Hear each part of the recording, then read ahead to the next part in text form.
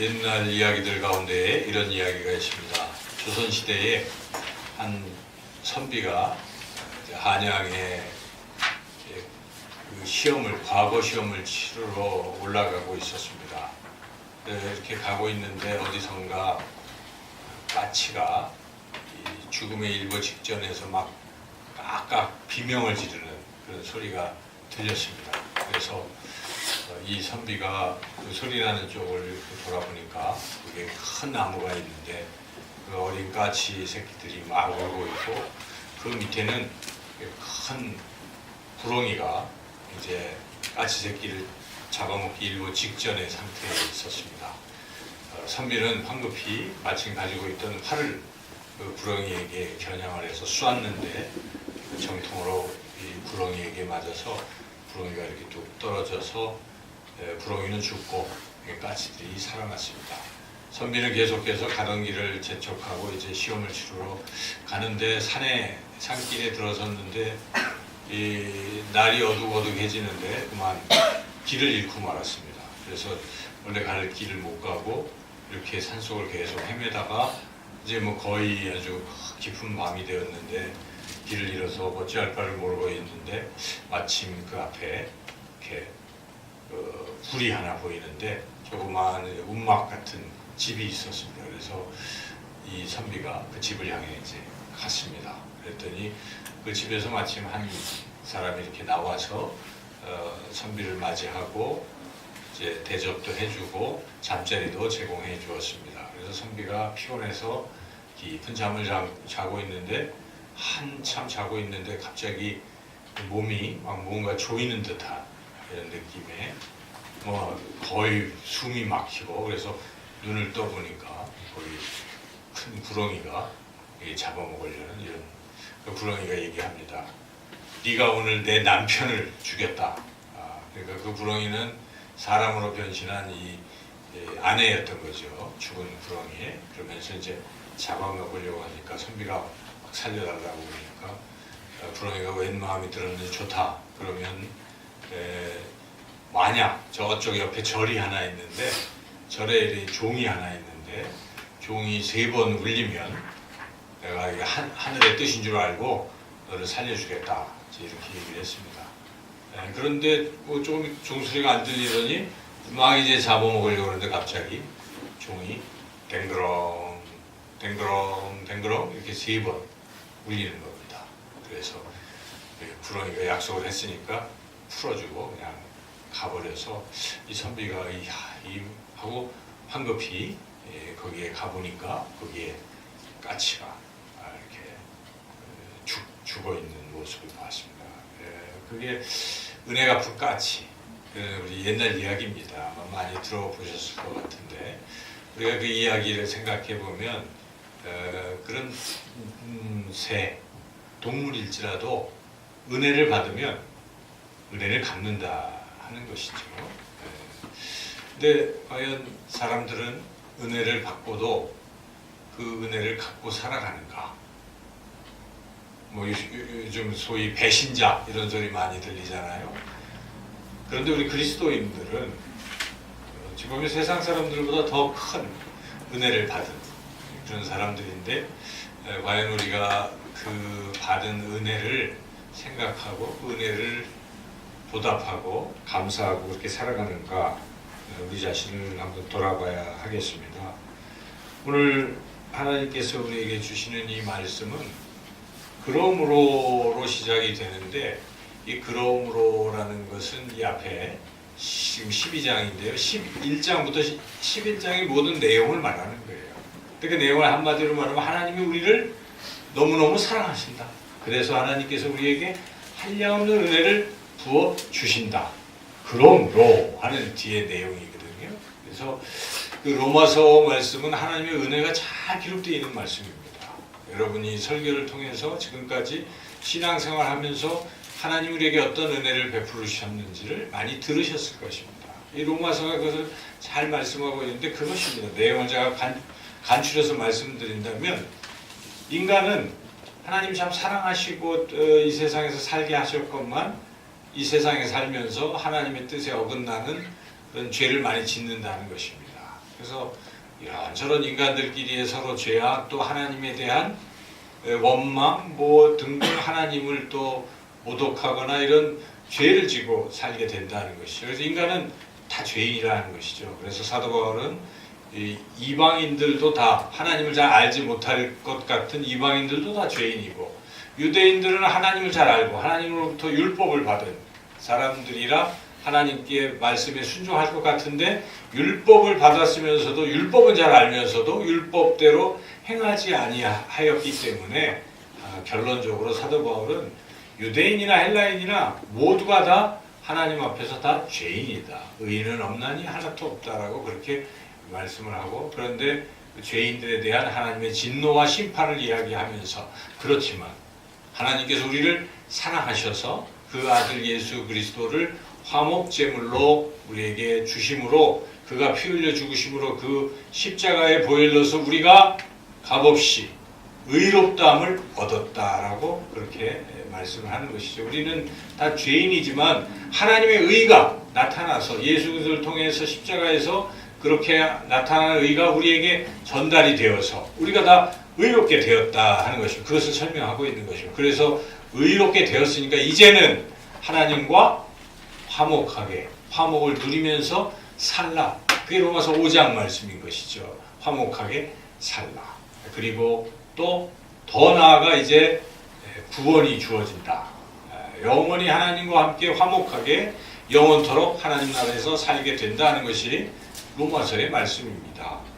그런데 그 이후에 우리가 이제 이 로마서를 잘 보면 그 중요한 것은 의롭게 되었는데 그게 끝나는 게 아니에요. 죄인이었는데 예수님을 믿음으로 의롭게 되었는데 그게 출발점이라고 로마서는 말씀하고, 이제는 의롭게 되었으니까 의인답게 살라 하는 말씀이 그 로마서 8장에서 이어지는데 그 방법까지도 말씀해 주는 것입니다. 우리의 힘으로는 우리가 의롭게 살 수가 없다는 것입니다. 그래서 거룩하신 영이신 성령께서 우리 안에 거하시며 우리를 인도하시면서 우리를 의롭게 살게 하겠다. 그게 로마서 8장에 나오는 것이죠. 그래서 그 성령을 따라 살아가면 우리는 의롭게 살게 된다.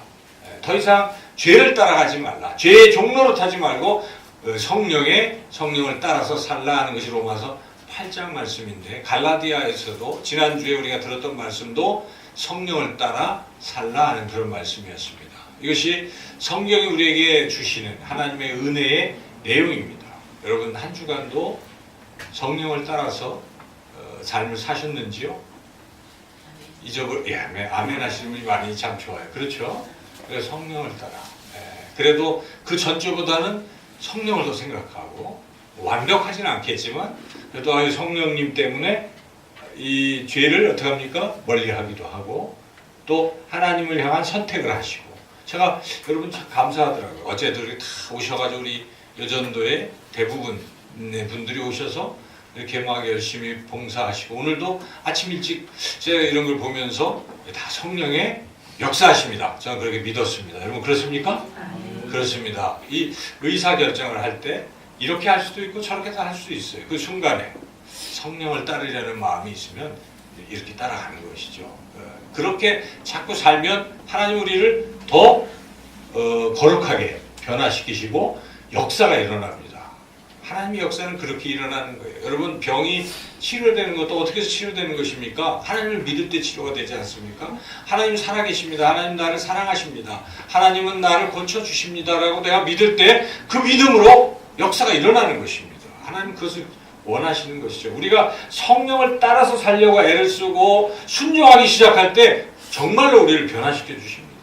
우리의 힘으로 되는 게 아니에요. 성령의 역사하심으로 우리가 놀랍게 변화되고 더욱더 거룩한 예수님의 모습으로 변화될 수 있다는 것입니다. 그것이 하나님의 은혜인데 그것이 로마서에 이렇게 쭉 설명이 돼 있어요. 그래서 이걸 쭉 11장까지, 물론 9장에서 11장은 특별히 이스라엘 민족에 대해서 너희들이 지금은 대적하고 해서 다 버림받아 되고 이런 것이지만, 그러나 지금 너희들이 대적하는 이 기간 중에는 너희들이 아닌 이방인들이 구원을 받을 것이다. 그러나 이방인의 수가 충만케 된 뒤에는 너희들도 구원을 받게 될 것이다. 이게 11장까지의 말씀이거든요. 이게 로마서의 내용입니다. 이런 내용을 사도 바울이 지금 은혜에 대해서 설명을 하고, 한마디로 말하면 예수님을 믿음으로 우리가 구원을 받고 성령을 통해서 날마다 주님을 닮아가는 거룩한 삶을 살게 되었다. 그 끝은 결국 주님과 함께 영원토록 영생을 누리는 것이다. 이런 복음 핵심 진리를 사도 바울이 말씀을 한 후에, 그리고 그러므로 이렇게 얘기를 하고 있는 것입니다. 사도 바울이 쓰는 서신서의 대부분은요, 앞부분은 은혜를 이야기합니다. 은혜를 얘기하고 뒤에는 그러므로. 갈라디아서도 마찬가지입니다. 1, 2, 3, 4, 6장까지 3장까지 은혜, 그리고 4장부터 이제 그러므로 이렇게 되는 거예요. 다 대부분 그렇게 돼 있죠. 그래서 오늘 우리가 듣는 이 말씀은 우리는 이미 은혜를 받았다는 것입니다. 여러분, 은혜를 받았는데도 모르면 또 누리지를 못하는데, 그래서 우리가 말씀을 읽으며 하나님 우리에게 베푸시는 은혜, 받은 복을 자꾸 생각해 봐야 돼요. 그래서 성경을 읽어보라는 것입니다. 그러면 하나님이 얼마나 사랑하시는지 말씀을 듣고 그 은혜를 자꾸 깨닫는 것이죠. 이렇게 은혜를 깨달았다면 우리가 어떻게 살아야 되는가, 그러므로 어떻게 살아야 되는가를 오늘 본문을 통해서 사도 바울이 우리에게 말씀하고 있는데, 어떻게 살라고 하고 있습니까? 12장 1절 같이 한번 읽어보겠습니다. 그러므로 형제들아, 내가 하나님의 모든 자비하심으로 너희를 권하노니 너희 몸을 하나님이 기뻐하시는 거룩한 산 제물로 드리라. 이는 너희가 드릴 영적 예배니라. 예, 하나님이 우리를 이렇게 살리시고 은혜를 베풀어 주셨다면 우리는 그 하나님은 어떻게 되겠습니까? 기쁘시게 해야 되는 거예요. 그렇죠, 여러분.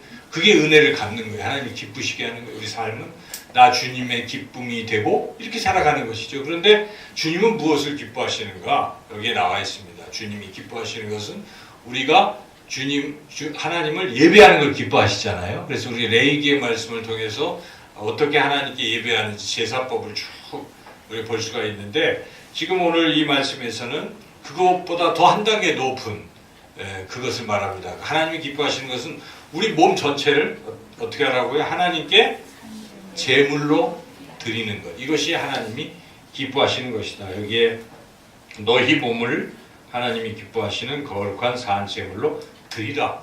이것이 영적 예배고 하나님의 합당한 예배고 하나님이 기뻐하시는 예배다. 그러므로 오늘 우리가 거룩한 산 제물로 드리라, 하나님께 드리라 하는 이런 제목을 가지고 이게 도대체 어떤 뜻이 있는가를 우리가 한번 같이 은혜를 나누고자 합니다. 거룩한 산 제물로 드리라 할 때 첫 번째 떠오르는 것은 그냥 우리를 드리면 안 됩니다. 어떤 상태로 드려야 됩니까? 거룩한 상태로 드려야 됩니다. 거룩한 산 제물. 여러분, 구약에서도 하나님 앞에 제물을 드릴 때 거룩하지 않은 것을 드리면 하나님 받으십니까? 안 받으십니다. 흠 없는 것, 뭐 이런 것 드리고 이러면 하나님이 안 받으시잖아요. 왜냐하면 하나님은 거룩하시기 때문에 거룩하지 아니한 것이 들어오면 하나님이 이건 거부하시는 거거든요. 그래서 거룩한 것을 드려야 됩니다. 우리도 하나님께 우리 자신을 드릴 때는 거룩하게 드려야 되는 것입니다. 오늘 우리가 여러분 예배를 드리고 있잖아요. 우리는 뭘로 드려지고 있는 거예요? 거룩한 몸으로 드려지고 있어요. 그러기 위해서 우리가 예배의 순서를 잘 살펴보시면 죄를 회개하지 않습니까?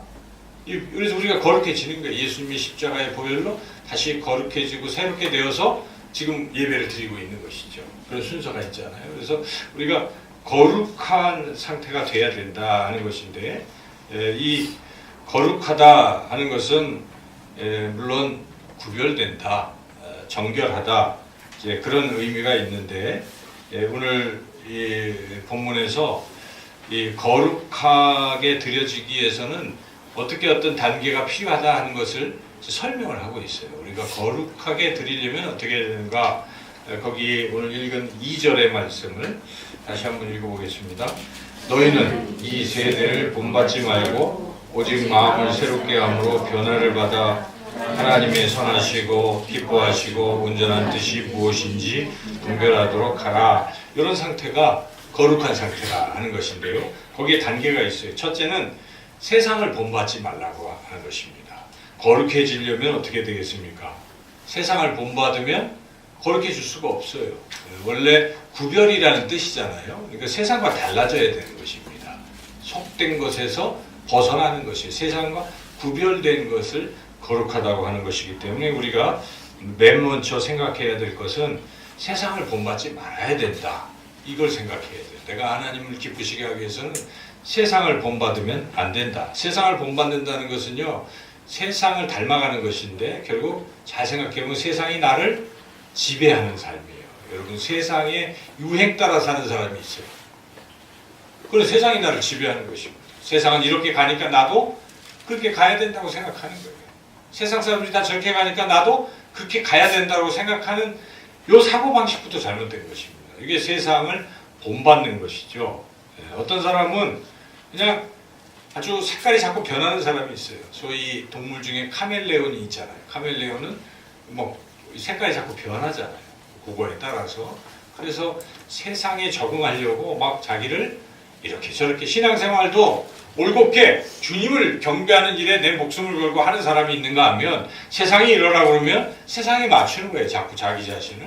이런 신앙은 안 됩니다. 그건 세상이 더 왕이 돼 있는 거예요. 세상이 나를 지배하는 삶입니다. 그렇게 세상에 자꾸 맞추려고도 하지도 마시고 세상의 지배를 받으려고도 하지 말아야 된다. 이것이 세상을 본받지 말라 하는 말씀의 뜻입니다. 성경은 경고를 합니다. 세상을 자꾸 본받으려고 하는 사람은 하나님과 원수된 사람이라고 이렇게 말씀을 해요.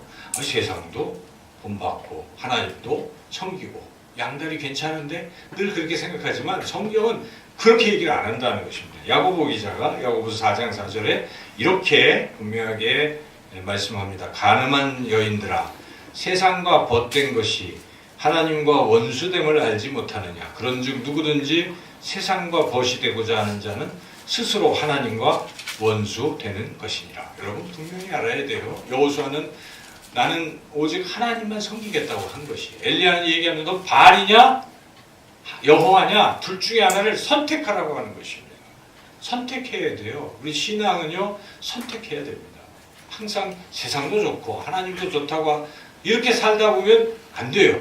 신앙이 될 수가 없습니다. 성장도 안 될 뿐만 아니라 믿음 지키기도 어렵다는 것입니다. 그래서 여러분 그때 결단해요. 하나님 저는 세상이 참 좋긴 한데 그래도 하나님을 따라 살고 세상을 우리 따르지 않고 싶어요. 그렇게 해주세요라고 마음만 가지면요 됩니다. 마음이 안 드는 거예요. 아주 세상이 그냥 좋은 거예요. 근데 그런 순간에도 저는 못하지만 성령이시여 제가 이 세상을 물리치고 주님을 선택하게 해주세요. 기도하시면요 하나님 반드시 그렇게 해주시는 줄로 믿습니다. 안 해서 못하는 거예요. 그때 달콤한 것에 자꾸 지려고 하고 생각도 안 하고 있기 때문에 우리는 무방비 상태에 마귀에게 지는 것이지 그 순간에 우리가 정말 하나님 저는 하나님 사랑합니다. 하나님을 택하고 싶어요. 도와주세요 하면 우리가 그렇게 변할 수가 있다 하는 것이죠. 이 세상에 가치관에 우리가 자꾸 빠질 수가 있는데요. 제가 이 마가복음을 쭉 공부도 하고 있는데 마가복음에도 그런 이야기가 있어요. 예수님이 이제 마지막으로 십자가를 지러 가기 전에 제자들을 막 훈련을 시키거든요. 강훈련을 시키실 때 이걸 말씀하시거든요. 물론 나를 따르라 자기를 부인하고 할 때 세상의 가치관과 내가 주는 가치관의 이 두 가지 중에서 세상 가치관을 버려라 이렇게 얘기를 하시는데 거기서 예수님 말씀하신 세상의 가치관이 몇 가지가 있는데 첫째는 이혼 불가능이라고 말씀하시는 거예요. 하나님이 짝지어 주신 것을 사람이 나뉠 수 없다. 세상 사람들은 다 이혼도 하고 뭐 그렇게 사는 것이 너무나 당연하다. 오늘날 많은 크리스찬들이나 또 아닌 사람들이나 이혼율이 똑같다고 하잖아요. 이게 뭔가 잘못된 거라는 것입니다. 성경은 그렇게 말씀하지 않습니다. 예수님은 너희들은 그렇게 하지 말라는 것입니다. 절대 이혼 불가다. 특별한 어떤 주님이 말씀하시는 이유 없이는 가능한 것 외에는 불가능하다. 이렇게 확실하게 선언을 해놓으신 것이죠. 그러니까 그거는 세상 가치관하고 전혀 다릅니다. 세상은 이혼 가능. 우리 주님은 뭡니까? 하나님의 가치관은 이혼 불가능. 이런 차이가 있는데 여러분 이럴 때 선택을 해야 되는 것입니다. 그냥 세상을 따라가느냐? 또 두 번째로 예수님이 말씀하신 것은 세상은 힘 있는 자가 이긴다. 약자 무시. 그래서 어린아이들이 막 왔을 때 제자들마저도 애들을 가라고 이렇게 하고 있을 때 예수님이 이게 무슨 소리냐. 애들이 천국 가는 거고 안고 안수하신 게 예수님. 그래서 약자를 주님은 생각하시는 것인데 또 우리가 이 세상 사람들의 가치관은 약한 사람들은 자꾸 밟고 누르잖아요. 그리고 힘 있는 자들의 편에 서고 항상 세상은 그런 이치로 돌아가죠. 결국은. 그러나 하나님 나라의 가치관은 약자를 오히려 존중하는 것이다. 이렇게 세상 가치관과 하나님 가치관을 설명하시죠. 그리고 또 하나 부자. 세상은 부자가 축복받았다고 생각합니다. 심지어 유태인들도 부자는 하나님의 축복을 받아서 부자가 된 것이라고 단정을 하니까 반대로 가난한 사람은 축복을 못 받았다고 그렇게 무시하는 거죠. 근데 예수님은 그게 아니라는 것입니다. 오히려 아주 충격적인 이야기를 하잖아요. 부자가 하나님 나라 들어가는 것이 낙타가 바늘귀에 들어가는 것보다 더 어렵다. 이렇게 예수님이 이때 말씀하신 것이거든요. 그래서 예수님은 결국 부자가 되는 것이 세상 사람들은 추구하는 목적일지 몰라도 하나님 나라에서는 그렇지 않다 하는 것을 분명히 말씀하고 있습니다. 그래서 우리가 이런 가치관, 그리고 또 하나 이제 그 뒤에 제자들이 서로 자리 다툼할 때 주님이 그건 세상 가치관이다. 세상에서는 높이 올라가서 다른 사람을 누르고 대장 노릇하고 뻐기고 사는 것을 추구하고 있지만 하나님 나라에서는 반대다. 도리어 먼저 된 자 나중되고 나중된 자 먼저 되는 것이고 섬겨야 한다는 것을 가르친 거예요. 제자들에게. 마지막으로. 그리고 예수님이 맨 마지막에 하신 인자는 섬김을 받으려 한 것이 아니라 도리어 섬기려 하여 많은 사람을 위하여 자기 자신을 대속물로 주려 함이라 라고 말씀하고 있는 것입니다. 그래서 하나님 나라의 가치관은요, 의시되고 높아지고 불림하고 다스리고 억압하는 그런 지혜에 오르는 것이 아니라 오히려 낮아지고 또 섬기고 하는 것을 하나님이 말씀하신다는 것입니다. 여러분, 이렇게 우리가 세상의 가치관을 본받는 삶이 돼서는 안 됩니다. 우리는 하나님 나라 가치관으로 사는 사람이다. 그러므로 첫째는 이 세상의 가치관, 세상을 본받지 마시기를 주님의 이름으로 축원합니다. 그래야 우리 거룩해지는 거예요. 구별되는 것입니다. 세상에 빛이 되고 소금이 되고. 두 번째는 생각을 바꾸라는 것입니다. 생각을. 물론 지금 이제 세상 가치관에서 하나님 나라 가치관을 바꾸는 건데 이 생각을 바꾸라는 것을 아주 강력하게 말씀을 하고 있습니다. 오늘 2절에 보면 이 세대를 본받지 말고 두 번째는 뭘 하라고 합니까? 오직 마음을 새롭게 함으로 변화를 받아. 이렇게 변화. 근데 여기 마음이라는 것이요. 원래 이 헬라어로 보면은 우리의 뭐 감정, 뭐 하트 이런 게 아니에요. 여기서의 이 마음은 우리의 이 이성, 생각을 말한다는 것입니다. 그래서 이 생각을 바꾸라. 이런 생각이 변화되어야 된다는 것입니다. 그래서 헬라어로 이게 누스인데 원어가 그게 감정이 아니고 지성을 말해요. 지성, 우리의 이 생각. 그러니까 생각이 변화되어야 된다. 생각을 바꿔야 거룩하게 될 수 있다는 것입니다. 여러분, 마음은요, 이 감정은 어떻습니까? 막 눈물도 흘리죠. 우리가 뭐 보면 감동을 받으면 눈물도 흘리고 막 그런데 오래 갑니까?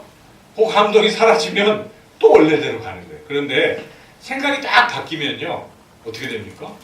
그다음부터 달라져요. 생각이 바뀌면. 그래서 그 유명한 사람들은 뭐 그런 얘기 하잖아요. 생각이 바뀌면 행동이 바뀌고, 행동이 바뀌면 습관이 바뀌고, 습관이 바뀌면 인격이 바뀌고, 인격이 바뀌면 운명이 바뀐다. 시작이 생각이라는 것이죠. 그래서 생각을 바꿔야 우리 인생도 바뀐다. 이런 말들을 합니다. 솔로몬도 우리 마음의 이런 즐거움, 이것도 즐겁겠다는 그런 태도예요. 태도. 어떤 똑같은 병에 걸리고 어려움에 걸려도 어떤 사람은 막 근심하는 사람이 있어요. 막 걱정, 좌불안석, 어떻게 해야 되나, 두려움 속에 그렇게 되는 거예요. 그렇죠. 근데 마음을 굳세게 하면 어떻게 됩니까? 생각을 확 바꾸면 뭐 달라지는 거예요. 하나님 믿습니까? 여러분, 하나님 믿으십니까? 하나님 여러분을 사랑하시는 믿습니까? 하나님은 불가능이 없으면 믿으십니까? 이런 생각을 딱 갖고 있으면요, 내가 지금 당장 어떤 상황이 있어도 하나님이 그렇게 하실 것이다 하는 생각을 딱 가지면 달라지는 것입니다. 그래서 여러분 행복은 행복한 생각에서부터 시작되는 거예요. 나는 행복하다. 하나님 나를 행복하게 하실 것이라는 생각을 가지면 그렇게 바뀌는 거예요. 근데 부정적으로 늘 생각하면 그냥 그렇게 돼버리는 게 인생이라는 것입니다. 이 생각이 굉장히 중요합니다. 나는 못해. 나는 그냥 세상을 본받는 존재라고 늘 생각하니까 거기에 머물러 있어요. 그러나 내가 바뀔 수 있다. 나는 못하지만 성령이 내 생각을 바꿔주실 수 있다. 여러분 그런 생각을 가지고 성령 충만해서 나아가시면 우리가 진짜로 변화되는 줄로 믿습니다. 그래서 성령을 통해서 우리의 생각이 이렇게 쫙 마음의 변화를 받는다는 것은 생각이 바뀐다는 거예요. 그렇게 되면 이제 어떻게 되는가? 어떤 게 우리에게 주어지는가? 하나님의 거기서부터 읽어보겠습니다. 하나님의 선하시고 기뻐하시고 온전한 뜻이 무엇인지 분별하도록 하나. 분별력이 생긴다는 것입니다. 이게 하나님 주신 선물이에요. 생각을 내가 바꾸면요. 그 다음에 성령은 우리에게 영분별의 은사를 주십니다. 성령의 은사들 쭉 나오잖아요. 성령이 주시는 지혜, 지식 그리고 영분별이 있어요. 그게 뭡니까? 분별할 수 있어요. 사실 분별력이 굉장히 중요한 것입니다. 분별력이 없는 사람은 이것도 좋고 저것도 좋고 그냥 분불르고 사는 거예요. 인생을 그냥 죄 가운데 그냥 또는 막 이런 비참한 삶을 살아가는 것이지만 분별력 있는 사람, 이거 안 되겠어. 이런 생각이 들죠. 여러분 말씀, 성령 충만하고 기도 많이 하시면 어때요? 생각이 벌써 이게 딱 보이잖아요. 야, 이렇게 가면 이거 죽는 것이다. 조금 한 2년만 더 이렇게 살면 나는 죽겠다. 제가 아는 어떤 분이 이 하나님의 은혜로 고침을 받았는데 그런데 다시 술, 담배를 또 하기 시작을 했어요. 그래서 막 걱정이 돼서 병원에 입원해서 그걸 어떻게 고쳐보려고 했는데 안 됐어요. 그래서 결국 그렇게 힘들어 하는 걸 제가 보는데 여러분 이 성령 충만케 되면 우리의 생각이 확 바뀌고요. 일로 가면 죽는다는 게 보이게 된다는 것입니다. 지난주 우리 설교를 통해서 독약이라고 써있는 게 보인다는 것입니다. 우리 독약 보이면 안 먹잖아요. 근데 그게 잘 안 느껴지는 거예요. 그냥 세상이 좋아요. 일로 가면 죽는 걸 못 보고 있는 거예요. 신앙이 무뎌지기. 그런데 성령 충만케 되면요. 이게 딱 보여요. 그래서 와 이게 진짜 죽는 길이야 하고 안 갑니다. 가라고 밀어도 안 가요. 영 분별이 굉장히 중요한 것입니다. 우리 신앙에. 영 분별이 어떻게 생기는 것입니까? 성령의 선물입니다. 성령 충만하시고요. 성령께 자꾸 순종하고 성령의 다스림 속에 성령 안에 자꾸 살아가시면요. 영 분별력이 생기고 그 다음부터는 누가 뭐 다 해도 나는 안 가게 되는 거예요. 여러분의 신앙이 깊은 사람들을 보면 그렇잖아요. 저 사람 좀 신기하다. 나 같으면 그냥 서서 세상에 뒹굴렀을 텐데 저 사람은 안 그런단 말이야. 왜 그랬어요? 그 사람은 그런 성령 충만함과 분별력이 생겨서요. 이게 죽는 길이 보였던 것이죠. 그래서 살 길로 자꾸 갈 수 있는 것입니다, 여러분. 그래서 오늘 이렇게 사도 바울을 통해서 이 은혜 받은 사람이 우리가 잘 생각해야 되는데 은혜 받으면 다 끝이다 하고 자꾸 생각해요. 나는 구원받아야 돼. 근데 그게 아니에요. 성경을 자꾸 읽어보면요. 이거는 과정이에요. 구원은요, 과정입니다. 두렵고 떨림으로 너희 구원을 이루라고 항상 성경은 나와 있잖아요. 그리고 요한계시록 맨 마지막에도 그렇게 뭐 악한 일을 계속 하고 있는 사람은 지옥이 예비된 거라고 분명히 얘기하잖아요. 그리고 한번 성령의 비침을 받고도 계속 여전히 그러면 지옥이라고 성경은 하나님 나라를 유업으로 받을 수 없다고 말씀하는 것을 우리가 잘 깨달아야 되는 것이거든요. 그래서 우리가 이 신앙이라는 것은 그 다음부터는 자기가 이렇게 만들어가는 과정이라고 봐요. 뒤에는. 물론 그거는 성령이 주도적으로 하시기 때문에 우리는 성령의 인도하심을 따라서 자꾸 순종하고 나아가면 결국 점점 우리는 영적으로 분별력이 생기고 예민해져서 성령의 열매를 맺고 그렇게 더 이상 세상의 이런 죄 가운데 거하지 않고 거룩한 존재가 되는 줄로 믿습니다. 바로 그런 거룩한 상태가 돼야 된다 이런 것입니다. 그리고 두 번째는 산제물로 드리라는 것입니다. 산제물 이것도 의미가 있어요. 제물, 산제물. 이 산이라는 게 산에 있는 게 아니고 living 살아있는 걸 말하는 거예요. 살아있는. 재물이 어떻게 살아있을 수 있습니까? 재물은 죽어 있잖아요. 구약에서 보면 우리 지난번에 레이기 그 영화를 봤을 때 그 양을 어떻게 했어요? 죽였잖아요. 죽여서 드렸잖아요. 다 죽은 재물인데 여기서 말씀하시는 건 우리가 죽은 재물이 아니라 살아있는 재물로 드리라. 이것은 무엇을 말합니까? 삶, 우리 삶 전체를 말하는 거예요. 여기에 산 재물로 드리라는 것은 일주일 다 말하는 것입니다. 그러니까 예배 딱 끝나고 땡치고 그 다음부터는 끝! 이게 아니에요. 시작이 되는 거예요. 산 재물로 드리라는 거. 여러분이 이제 교회 문을 나서서 다시 교회 문에 들어올 때까지 또 똑같이 뭐 하고 있어야 돼요? 제물로 드리고 있어야 돼요. 그러니까 결국 예배가, 여기 영적 예배는 오늘 주일날 예배 한 번을 말하는 게 아니라는 것입니다. 이게 아니고 삶 전체가 그게 다 예배의 시간들이다. 이걸 말씀하고 있습니다. 그래서 여러분 신앙은요 항상 24시간 이렇게 되는 거예요. 그러니까 너무 어렵게 하려고 그러면은 못해요. 주일날 한 번만 내가 잘하면 되지라고 자꾸 생각하니까 힘들어져요. 그렇게 하면 안 돼요. 늘 편안하게. 평소에도 기도도요. 특별한 기도만 해야 된다고 제가 생각하니까 기도가 안 돼요. 그러지 마시고 늘상 기도한다고 생각해 보세요. 여러분 그렇게 기도하십니까? 저는 지난 한 주간 그렇게 살았어요. 그냥 성령님. 실수도 많아요. 저도. 그렇지만 다시 성령님 어떻게 제가 하면서 고쳤어요. 그래서 우리 가족들이 알지만 제가 화를 거의 한 번도 안 냈을지도 몰라요. 그렇게 되는 거예요. 제가 실험을 해봤어요. 그렇구나. 성령님과 동행하면 표정도 좋아지고 말도 부드러워지고 또 순간 잘못해도 바로 회개가. 아까 내려오는데 차가 나를 치려고 그래. 이렇게. 그래서 깜짝 놀래가지고 제가 그러면서 막 뭐라고 얘기를 시작하다가 죽을 뻔했으니까. 근데 성령님 생각이 나니까 그냥 또 이렇게 되더라고요. 그래서 이게 그런구나 하고 제가 또 체험을 하는데요. 여러분 24시간 성령이 살아계심을 믿으시고 성령님과 교제하시고 성령님과 동행하시기를 축원합니다. 그게 바로 산 제물로 사는 거예요. 그래서 목표는 거룩, 그죠? 거룩한 산 제물로 이번 한 주간 또 우리 인생을 그렇게 살아가시면요. 저는 그런 믿음이 있어요. 우리가 거룩한 산 제물로 하나님을 기쁘시게 하면요. 하나님은 또한 우리를 기쁘게 하신 줄로 믿습니다. 몸이 아픈 사람들 그렇게 한번 살아보십시오. 성령 충만해서 그렇게 살아가시면 다 근심 걱정 떠나고 치료되고. 또 사업이 잘 안 되십니까? 가정에 문제가 있습니까? 한번 그렇게 살아보십시오. 놀라운 일이 우리 모두에게 있을 줄로 믿습니다.